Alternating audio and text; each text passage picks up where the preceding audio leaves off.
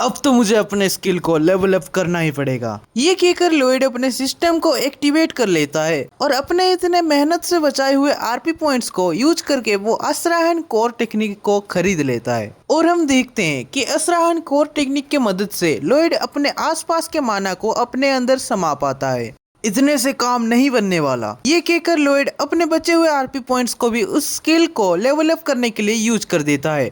फिर वो इतने में ही नहीं रुकता, वो अपने स्किल को लेवल अप करता जाता है जब तक उसके पास आरपी पॉइंट्स खत्म ना हो जाए, क्योंकि ये लॉयड के लिए जीने या मरने का सवाल होता है। पर हमें पता चलता है कि लॉयड ये स्किल को बस 10 मिनट के लिए ही इस्तेमाल कर सकता है। लॉयड के पास एक और स्किल होती है जिसकी मदद से वो 20 सेकंड तक बिना ऑक्सीजन के काम कर सकता है। अभी और सोचने का वक्त नहीं है, ये कहकर लॉयड अपने काम पर लग जाता है। हम देखते हैं कि लॉयड बहुत तेजी से खुदाई कर रहा होता है, पर वहाँ पर ऑक्सीजन लेवल भी धीरे धीरे कम होता जाता है। पर लॉयड हार नहीं मानता और अपने स्किल को यूज करके खुदाई करता जाता है।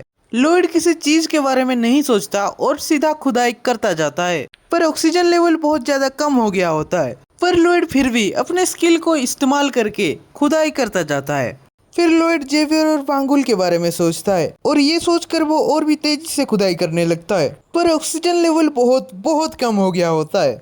लॉयड बहुत जोरों से चिल्लाकर खुदाई करने लगता है, पर ऑक्सीजन लेवल लगभग खत्म ही हो गया होता है। लॉयड को बाहर निकलने के लिए अब बस 3 मीटर ही खुदाई करनी बाकी होती है। लॉयड वहाँ पर अचानक से गिर जाता है क्योंकि उसके स्किल का 10 मिनट पूरा हो चुका होता है। पर उसी वक्त उसका दूसरा और आखिरी स्किल एक्टिवेट हो जाता है। हाँ, वही स्किल जिसके मदद से वो बिना ऑक्सीजन के भी 20 मिनट तक काम कर सकता है। लॉयड इस बार अपना सारा ताकत लगा देता है। खदान से बाहर निकलने के लिए अब लॉयड को बस 30 सेंटीमीटर ही खुदाई करना होता है। पर तभी ऑक्सीजन लेवल खत्म होने के साथ साथ उसके स्किल का 20 सेकंड भी पूरा हो जाता है। लॉयड ऑक्सीजन न मिलने के कारण वहीं पर जमीन पर गिर जाता है और वो मन ही मन सोचने लगता है कि अब उसे मरने से कोई नहीं बचा सकता। लॉयड बिल्कुल मरने की हालत में होता है, पर हम देखते हैं कि वहाँ पर खदान पे कुछ अजीब सा आवाज होने लगता है और ये और कोई नहीं बल्कि पोडोंग होता है। पोडोंग को देखकर लॉयड के मुंह में स्माइल आ जाती है और पोडोंग के कारण वहाँ पर ऑक्सीजन लेवल फिर से सही हो जाता है। पर लॉयड फिर भी बहुत ज्यादा थका हुआ होता है। इधर राजा भी लॉयड को ढूंढने के लिए अपने सैनिकों के साथ खदान के अंदर चले आते हैं। पर हम देखते हैं कि लॉयड अपने इतने बुरे हालत में भी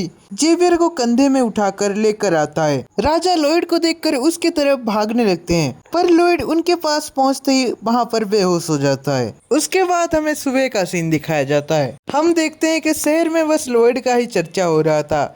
हर कोई लॉयड के बारे में अच्छी चीजें ही बता रहा था। और उसके बाद हम लॉयड को देखते हैं जो कि बिस्तर में लेटा हुआ होता है और उसके पास जेवियर बैठा हुआ होता है। लॉयड अपने आंखें खोलता है और वो देखता है कि पास में जेवियर बैठा हुआ होता है। उसके बाद वो सिस्टम में देखता है कि लोग उसको रेस्पेक्ट करने के कारण उसके पास 500 आरपी पॉइंट हो जाते हैं। ये देखकर लॉयड खुश हो जाता है और स्माइल करने लगता है। और इसी के साथ ये चैप्टर भी यहीं पर खत्म हो जाता है। वैसे आपको ये चैप्टर कैसा लगा मुझे कमेंट्स में जरूर बताइएगा।